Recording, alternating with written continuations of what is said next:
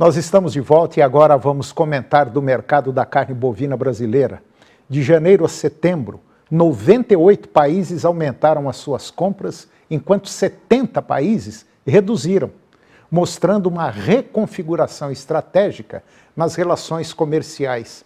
Neste ano, 2024, a produção de carne bovina brasileira deve alcançar 10,2 milhões de toneladas, segundo estimativas da Conab. Além disso, o Brasil registrou um aumento de 2% no abate de animais, totalizando 46,4 milhões de cabeças, demonstrando a capacidade de elevar a produtividade, mesmo diante de desafios de mercado, como a queda de 20% no preço do gado em relação a 2022. A adoção de tecnologias em confinamento tem impulsionado a eficiência produtiva e sustentabilidade. Pecuaristas brasileiros também destacam pela aplicação de boas práticas sanitárias e pela busca da regularização junto ao Serviço de Inspeção Federal, essencial para atender às exigências internacionais.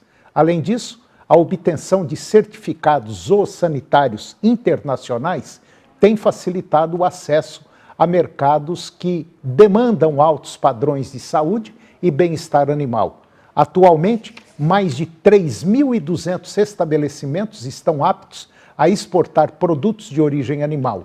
O impacto da pecuária vai além do mercado externo. O setor gera empregos, fomenta o desenvolvimento regional e integra inovações tecnológicas que fortalecem a sustentabilidade na produção. O Brasil também é o terceiro maior consumidor mundial de carne bovina, refletindo a importância do produto para a cultura e alimentação interna. Historicamente, cerca de 20 a 30% da produção de carne é destinada à exportação. Mas, este ano, essa parcela deve superar 35%, consolidando o país como líder mundial. E agora eu vou conversar com Bruno Marson. O Bruno é zootecnista, diretor técnico da Conan, e nós vamos falar do condicionamento na fase de recria, que prepara os animais para a transição da época da seca para o período das águas. Bruno Marson, muito bom dia, muito obrigado pela sua presença. É um prazer tê-lo aqui mais uma vez. Está tudo bom, Bruno? Bom dia, Antônio. Tudo bem? O prazer é todo meu. Ô, Bruno, a gente passou por um perrengue aí na pecuária, agora esses últimos meses aí, último ano aí, foi muito difícil, mas parece que a coisa agora deu soltar o freio de mão, né? Até quando a gente não sabe, mas pelo menos todo mundo está mais ou menos feliz, né? Pois é, Antônio. O mercado deu uma reajustada nessa virada de ciclo, né? Que faz parte também, acontece, né? Tem que acontecer, a oferta de animais para abate foi muito grande nesse ano, e a arroba realmente deu uma sentida. Agora a gente já está num momento de virada de ciclo, né? A arroba se valorizou muito nesse último mês e aparentemente, visto que o preço do bezerro está estável e subindo, que é um bom indicador para entender esse investimento, a gente acredita que ano que vem, para o pecuarista, e 2026 tende a ser anos bem melhores. Eu até ia te falar sobre isso, que talvez o próximo ano e talvez 2026, e também nós estamos tendo um problema lá nos Estados Unidos, que é um grande comprador aqui do Brasil, quer dizer, pode favorecer uma firmeza no preço da arroba, né? Só que o pecuarista também tem que se preparar, né? Ele tem que mudar a página dele porque as coisas mudaram muito, né? Com certeza, o preço da arroba é só um fator nessa conta, né, Antônio? E justamente esse é o ponto que o pecuarista não tem o controle, né? Não tem como ele colocar o preço da arroba, que isso é colocado pelo mercado. Então ele tem que estar atento dentro do sistema dele, o que ele pode fazer para ser cada vez mais eficiente. E agora nós estamos saindo de uma época de seca, uma época crítica, estamos entrando num período chuvoso, e eu sempre digo que a pecuária não consegue mais viver sem agricultura. E o pecuarista tem que ter comida, queira ou não. Ele tem que ter uma área, pelo menos uma área pulmão, para poder aguentar o próximo tranco que será o ano que vem, né? A próxima seca, que ninguém sabe como vai ser. Exatamente, a gente tem que ter um planejamento forrageiro e o pasto a gente não pode esquecer que ele é um vegetal, né? Então, os mesmos fatores que interferem a soja, o milho, interferem o pasto, né? E ele tem que ser tratado dessa forma porque a base da alimentação da pecuária é o pasto. Por mais que a gente fale de suplementação, né, e existem diferentes tecnologias e diferentes entregas de ganho em cada tipo de suplemento, mas na 99% das vezes a base continua sendo o pasto. E sem pasto, infelizmente, nós não temos condição de tocar uma pecuária. E é exatamente agora, quer dizer, agora não, já bem lá para trás, uns 3, 4, 5 meses, que a pessoa, o pecuarista já tinha que estar fazendo todo o trabalho, todo o planejamento, para poder sair de fazer essa transição da seca para as águas, principalmente animais novos, né? Exatamente. Aqui, na pecuária, os próximos 3 meses já foram, né? Pelo menos. Sim. Então a gente tem que estar muito bem planejado mesmo, entendendo o que vai ser feito nas etapas seguintes para já ir se preparando. Por exemplo, na sua visão, que é um técnico já tarimbado nessa área, o que pecuarista, o que você aconselharia hoje, agora, nesse momento, o pecuarista fazer se ele tiver uma garrotada, ou mesmo que seja novilhas, ou fêmea ou macho?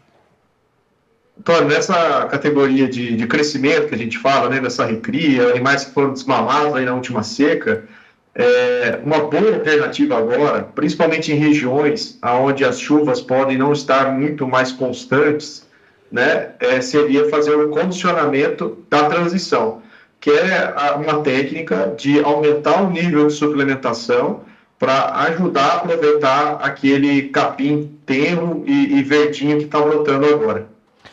Aí o pecuarista, pelo menos uma boa parte do que a gente conhece, fala, não, mas isso aí fica muito caro.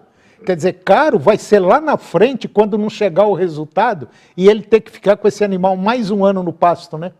Exatamente. E a gente tem que pensar no sistema como um todo e também aproveitar essa onda, né, favorável do mercado, que vamos produzir mais arrobas no momento que está mais favorável, né? Se a gente está com uma margem boa de arroba, essa técnica ajuda a acelerar o ganho dos animais, a religar os motores, né, desse animal que passou numa seca muito severa que a gente teve esse ano. Então, ele está saindo de uma seca muito judiado, né? Então, a ideia é ajudar nessa recuperação para que ele tenha mais tempo com os motores religados e já preparado para aproveitar o pasto verde. Ô Bruno, tem hora que eu fico imaginando, pode até parecer uma bobagem, mas a pecuária, principalmente a pecuária de corte, ela aguenta muito desaforo, né? Principalmente o Nelore e o braquiarão, né? Aguenta um desaforo violento, né? Ao mesmo tempo que são, né, umas dádivas, né, o Nelore e a braquiária, que aguenta tudo, por outro lado, acaba aguentando coisa demais, né? Então, vou falar assim, se fosse uma coisa que o impacto fosse ainda maior, né, o pecuarista talvez ficasse ainda mais atento. Mas mesmo assim, é muito importante, né, o pecuarista estar ligado, que apesar da braquiária aguentar muito desaforo, o Nelore também, aquela pecuária de não fazer as coisas e deixar para depois, a tendência com o passar dos anos, com esses ciclos sendo cada vez menores, né, essas oscilações cada vez mais proeminentes, numa dessa ele fica sem caixa para se recuperar, né, e aí fica complicado para o negócio dele.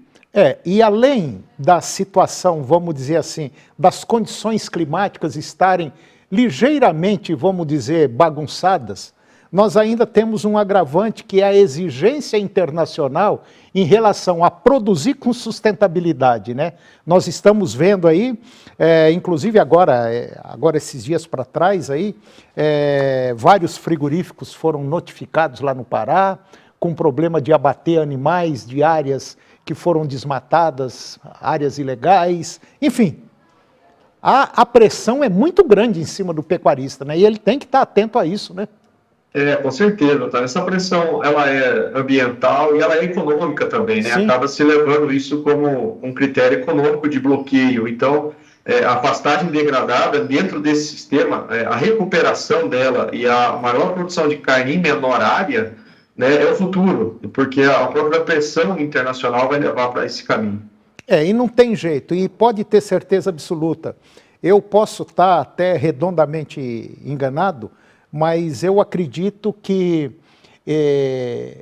nós estamos passando por uma mudança de página na pecuária, a intensificação, queira ou não, é uma realidade, e produzir dentro de uma sustentabilidade, fornecendo água de primeira qualidade, produtos de primeira qualidade e produzindo um animal de alta qualidade, principalmente visando o mercado interno.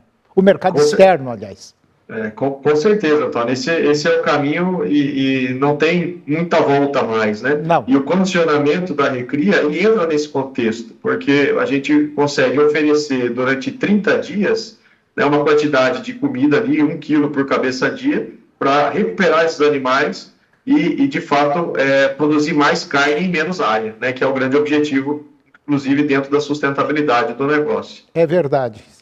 Olha, Bruno, eu vou te falar uma coisa, eu gostei dessa conversa nossa, achei assim muito objetiva, muito clara, e o pecuarista que não mudar, ele está fadado a ter um problema sério que vai ser prejuízo em cima de prejuízo. A pecuária mudou, a agricultura mudou, quer dizer, tudo está sendo transformado, principalmente agora desses últimos 5, 10 anos aqui para frente, e vai mudar muito mais. E a gente não pode esquecer que o Brasil é o supermercado do planeta. E nós vamos ter que produzir muito e dentro da sustentabilidade, queira ou não. Acho que é isso, né? Com certeza, né? O Brasil é um grande player mundial de carne e cada vez mais vai ser, né? Então, essas pressões vão ocorrer cada vez mais fortes. A gente tem que estar preparado para isso, para absorver e atender esse mercado. É verdade. Ô, Bruno, mais uma vez, meu irmão, muito obrigado pela sua participação, pela sua presença. Eu acho que contribuiu muito para quem está nos assistindo. E até a próxima. Eu que agradeço. Até a próxima, Antônio. Um abraço. Outro, obrigado. E o programa de hoje chegou ao fim. E eu termino o nosso programa com a seguinte frase: o exercício do silêncio é tão importante quanto a prática da palavra. Muito obrigado pela sua companhia, que Deus os abençoe e até o próximo programa.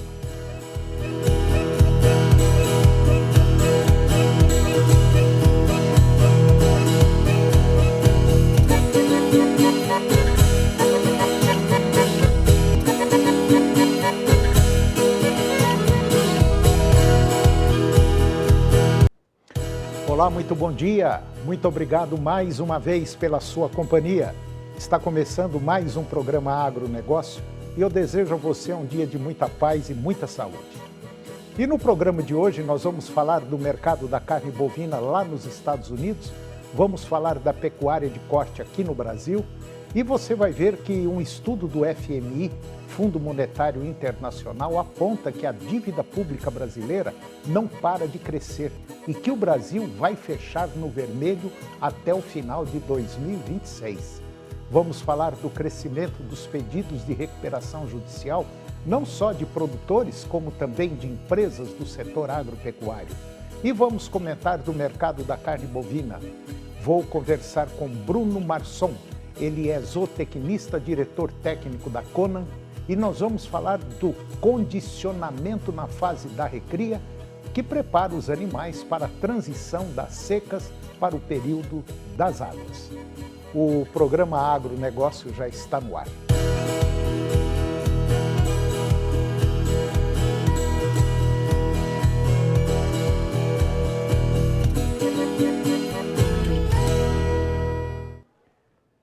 Eu começo o programa de hoje falando do mercado da carne bovina lá nos Estados Unidos. O Bank of America, ele em seu relatório sobre a JBS, ele disse acreditar que o ciclo de baixa da carne bovina pode se estender até 2026 lá nos Estados Unidos.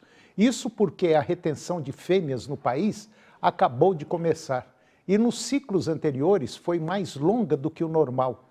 Os ciclos da carne bovina e também do frango nos Estados Unidos têm sido uma parte fundamental do debate da JBS, dada a sua estratégia de diversificação bem-sucedida.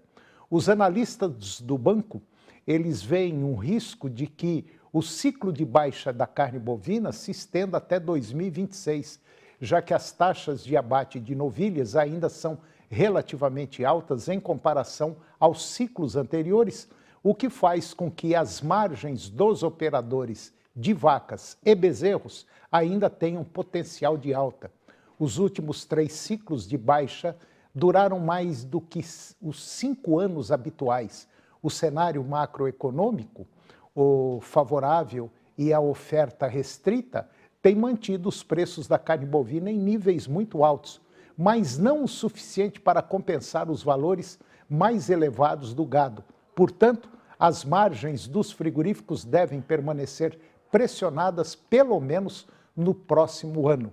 De acordo com os analistas do banco, a demanda por frango geralmente acelera durante o ciclo de baixa da carne bovina, quando o consumo per capita diminui. Acredita-se que isso esteja acontecendo neste ano, elevando os preços do frango. E agora vamos comentar do mercado da pecuária de corte aqui no Brasil. O mercado físico do boi gordo encerrou a semana voltando a apresentar elevação em seus preços. De acordo com a consultoria Safras e Mercado, o movimento tem se mostrado mais intenso na região norte e centro-oeste, resultando na redução do diferencial de base entre os estados dessas regiões e também o estado de São Paulo. O analista da consultoria Safras e Mercado, Fernando Henrique Iglesias, ele disse que as escalas seguem encurtadas em grande parte do país, com grande dificuldade em avançar de forma consistente, e surgem as notícias de férias coletivas em diversas regiões do país, assim como o aumento da capacidade ociosa. Segundo o analista das safras, as exportações seguem extremamente agressivas, com o Brasil caminhando para um recorde histórico. O mercado atacadista volta a apresentar alta em seus preços no decorrer agora da última sexta-feira. O ambiente de negócio ainda sugere por reajuste no decorrer da primeira quinzena de novembro, período pautado por maior apelo ao consumidor. Ainda é necessário mencionar que a expectativa é que as proteínas concorrentes acabem ganhando competitividade em relação à carne bovina, especialmente a carne de frango. E agora você vai ver que um estudo do FMI, Fundo Monetário Internacional, aponta que a dívida pública brasileira não para de crescer e que o Brasil vai fechar no vermelho até o final de 2026. Confira.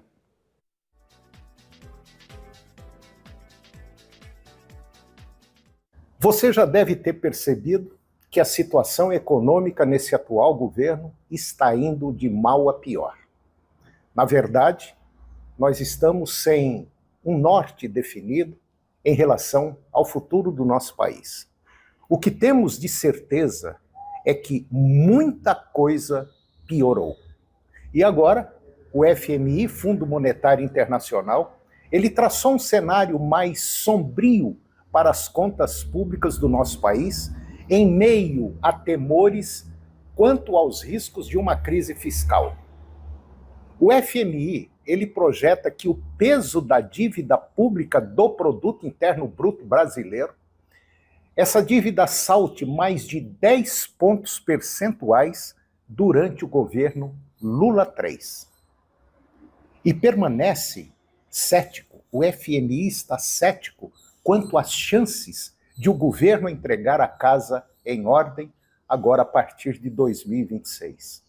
O FMI estima que a dívida pública do Brasil, como proporção do PIB, avance de 83,9% no final de 2022, ano do presidente Jair Bolsonaro, para mais de 94,7% agora em 2026, na gestão do atual presidente do PT. Se esse cenário se materializar, representará uma piora de 10,8 pontos percentuais no indicador, que é bastante utilizado por investidores antes de alocarem recursos em um país durante o seu terceiro mandato. O ministro da Fazenda, Fernando Haddad, ele disse que não acredita no cenário traçado pelo FMI. Na verdade, Ninguém do atual governo acredita que o país vai mal. Além disso, conforme o FMI, será o pior quadro fiscal do Brasil desde 2020. As novas projeções, elas constam do relatório Monitor Fiscal, que foi publicado agora no dia 23 de outubro, em paralelo às reuniões anuais do FMI, que ocorreram na semana passada em Washington, lá nos Estados Unidos. E conforme o FMI, a deterioração fiscal será gradual no Brasil. O FMI vê o peso da dívida pública no PIB doméstico chegando a 87,6% neste ano, pior do que a sua estimativa de 86,7% de abril último. E no próximo ano, 2025, o indicador deve chegar a 92%. O FMI faz esse alerta. Ao continuar se endividando mais, o Brasil seguirá em uma situação pior do que a de seus pares emergentes, cuja média estimada pelo FMI é de 70,8% neste ano e 75% em 2026. E levando em conta as projeções do FMI para 2024, a dívida do Brasil como proporção do PIB só perde para países como China, Egito, Ucrânia, Bahrein e Argentina. A dívida pública como proporção do PIB, ela é considerada um dos principais indicadores de solvência de um país, avaliado de perto pelas agências de classificação de risco. Portanto, no cenário desenhado pelo FMI, o Brasil não conseguirá voltar ao azul com o atual governo. Muito obrigado e até o próximo comentário. E agora vamos falar do crescimento dos pedidos de recuperação judicial, não só de produtores, como também de empresas do setor agropecuário. Os produtores rurais que atuam como pessoa física no Brasil realizaram 214 pedidos de recuperação judicial no segundo trimestre, mais que o dobro do verificado nos 3 primeiros meses do ano, e um salto de cerca de 6 vezes em relação ao mesmo período do ano passado, de acordo com dados publicados pela Serasa Experian. Tais pedidos de recuperação judicial, embora representem uma pequena parcela do total de produtores aqui no Brasil, vêm aumentando nos últimos trimestres, uma vez que produtores lidam com eventos climáticos severos, taxas de juros mais elevadas, a baixa do preço das commodities, uma alta dos custos de produção. Pelo menos quem explicou foi o RID de agronegócio da Serasa Experian, Marcelo Pimenta, em uma nota divulgada recente. Esses fatores eles impactam negativamente a estabilidade financeira no campo, principalmente para os produtores que já estavam muito alavancados. A Serasa notou uma forte concentração de pedidos de recuperações judiciais nos estados do Mato Grosso e também Goiás. E isso tem gerado um pessimismo para credores que passaram a atuar na região nos últimos anos. Mato Grosso e Goiás, grandes produtores agropecuários do Brasil, registraram 54 e 57 pedidos, respectivamente, seguidos por Minas Gerais com 35, Mato Grosso do Sul com 23 e o Paraná com 12 pedidos. Os dados mostraram que os arrendatários de terras e grupos econômicos ou familiares relacionados ao setor registraram 99 pedidos de recuperação judicial. A análise também identificou que os pequenos proprietários rurais tiveram 44 solicitações, seguidos pelos grandes com 36 e médios produtores 35. Na semana passada, a Serasa Experian também apontou um aumento nos pedidos de recuperação judicial de produtores rurais que atuam com perfil jurídico, com PJ, que somaram 121 solicitações no segundo trimestre, um aumento de 40,6% em comparação com os primeiros 3 meses do ano. No mesmo período do ano passado, os pedidos somavam apenas 34, além dos produtores rurais, as empresas que atuam, vamos dizer assim, com atividades ligadas diretamente ao agronegócio. Também demandaram por recuperação judicial. Durante o segundo trimestre, foram registrados 94 pedidos, alta de 22%, comparado aos 3 primeiros meses do ano. Bom, e depois do intervalo, eu vou conversar com Bruno Masson. Ele é zootecnista, ele é diretor técnico da Conan e nós vamos falar de um tema muito interessante. Nós vamos falar sobre condicionamento na fase de recria, os animais para a transição da época da seca para a época das águas. Nós voltamos já, é um minuto só.